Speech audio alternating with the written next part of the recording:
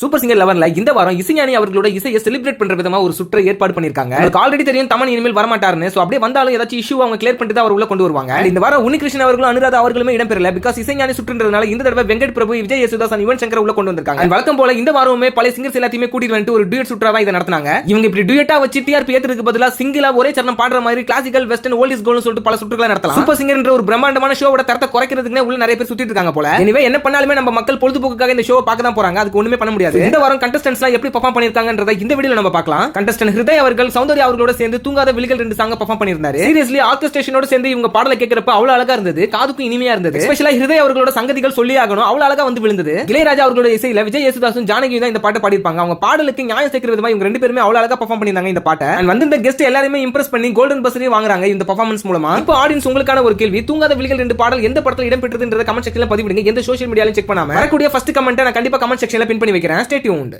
Super singer 11ல இப்ப இசைஞானி அவர்களை செலிப்ரேட் பண்ற விதமா ஒரு சுற்று போயிட்டு இருக்கு. இதுல இப்ப இருக்கிற கண்டஸ்டன்ட்டை சப்போர்ட் பண்ணிட்டு அவங்க கூட டியூட் பாடுறதுக்காக ஓல்ட் சிங்கர்ஸ்லாம் வந்திருக்காங்க. இதுல மதுரை அவர்களோட சேர்ந்து ஸ்ரீகாந்த் அவர்கள் கொடுத்த பெர்ஃபார்மன்ஸ் பத்தி இந்த வீடியோல நம்ம பார்க்கலாம். இவங்க நீங்கள் கேட்டவே படத்துல இடம்பெற்ற ஓ வசந்த ராஜா என்ற ஒரு அழகான பாடலை எடுத்து பாடி சீரியஸ்லி ஒரு மெஸ்மரைசிங்கான பெர்ஃபார்மன்ஸ் தான் இவங்க 2 பேருமே கொடுத்திருந்தாங்க. கோல்ட் இஸ் கோல்ட்னு சும்மாவா சொல்லுவான்ற மாதிரி அந்த டயலாக்கு ஏற்பவே இவங்களோட பெர்ஃபார்மன்ஸ் இருந்தது. எனக்கு இந்த பெர்ஃபார்மன்ஸ் பர்சனலா ரொம்பவே பிடிச்சிருந்தது.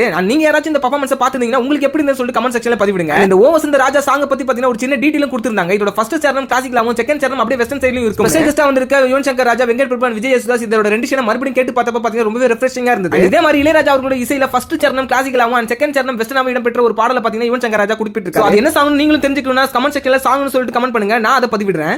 சூப்பர் சிங்கர் 11ல இப்ப இசைஞானி சுற்று போயிட்டு இருக்கு. இதுல தவசிலி மற்றும் மானசி அவர்களோட பெர்ஃபார்மன்ஸ் எப்படி இருந்தது இந்த வீடியோல பார்க்கலாம். இளையராஜா அவர்களோட ஒரு பாடலான ஒரு கிளி உருகுதுன்ற பாட்டை தான் இவங்க எடுத்து பாடி இருந்தாங்க. இவங்க 2 பேரோட குரலுக்கு ஏத்த ஒரு ஆப்டான சாங் எடுத்தது இவங்களோட பிளஸ் பாயிண்ட் ஆயிடுச்சு. என்னோட பர்சனல் ஒபினியன் என்னன்னா இவங்க பாட்டு நல்லாவே பாடுனாங்க சொல்லலாம். பட் இன்னமும் கொஞ்சம் அந்த கியூட்னஸோட பாடினா நல்லா இருக்கும்னு எனக்கு தோணுச்சு. அதுக்காக இது ஒன்னும் ஆவரேஜான பெர்ஃபார்மன்ஸ் தான் சொல்லிட முடியாது. 90% சூப்பராவே கொடுத்திருந்தாங்க. ராஜா சாங் பொறுத்தவரை வோக்கல்ஸாவே நிறைய இன்டர்லூட்ஸ்லாம் இருக்கும். மேபி எனக்கு அது கொஞ்சம் மிஸ் ஆன மாதிரி தான் ஃபீல் ஆச்சு. மத்தபடி இது ஒரு நல்ல பெர்ஃபார்மன்ஸ் தான். சோ உங்களுக்கு இவங்களோட சிங்கிங் பெர்ஃபார்மன்ஸ் எப்படி இருந்தது சொல்லிட்டு கமெண்ட் செக்ஷன்ல பதிவிடுங்க, நானும் தெரிஞ்சுக்கிறேன். Stay tuned.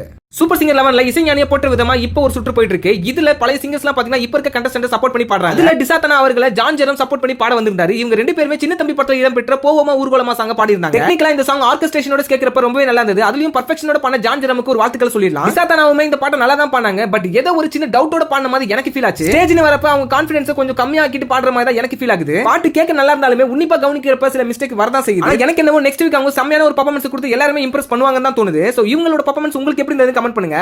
சூப்பர் சிங்கர் 11ல இசைஞானி அவர்களை செலிப்ரேட் பண்ற விதமா ஒரு ரவுண்ட் போயிட்டு இருக்கு. இதுல கண்டஸ்டன்ட் வெங்கடாச்சலம் அவர்கள் ஓல்ட் கண்டஸ்டன்ட் ஸ்ரீஷா கூட சேர்ந்து பெர்ஃபார்மன்ஸ் கொடுத்தாரு. ஆடி மாச காத்தடிக்கின்ற எஸ்பிபியோட ஒரு எக்ஸ்ட்ராஆர்டினரியான ஃபோக் சாங் எடுத்து இவர் பெர்ஃபார்ம் பண்ணியிருந்தாரு. இவர் பாடுனது நல்லா இருந்தாலுமே ரொம்பவே ஒரு ஆர்டிஃபிஷியலான ஒரு எஃபோர்ட் போட்ட மாதிரி எனக்கு ஃபீல் ஆச்சு. ஒரு கொண்டாட்டத்தோட இந்த பாட்டை இவர் அணுகி இருந்தாருன்னா இந்த பெர்ஃபார்மன்ஸ் உண்மையாவே வேற லெவல்ல வந்திருக்கும். பிகாஸ் இதுக்கு முன்னாடி வாரங்கள்ல இவர் ஒரு ட்ரேட்மார்க் செட் பண்ணிருக்காரு. அதுல இருந்து இறங்காம இருந்தாதான் இவர் இந்த ஷோல சர்வை பண்ண முடியும். அதுக்காக தான் நான் இந்த விஷயத்தை பதிவு பண்றேன். இந்த வீக் சூப்பர் சிங்கரை நீங்க யாராச்சும் வாட்ச் பண்ணிருந்தீங்கன்னா உங்களுக்கு பிடிச்ச பெர்ஃபார்மன்ஸ் என்ன சொல்லிட்டு நம்ம கமெண்ட் செக்ஷன்ல பதிவிடுங்க, நானும் தெரிஞ்சுக்கிறேன். Stay tuned.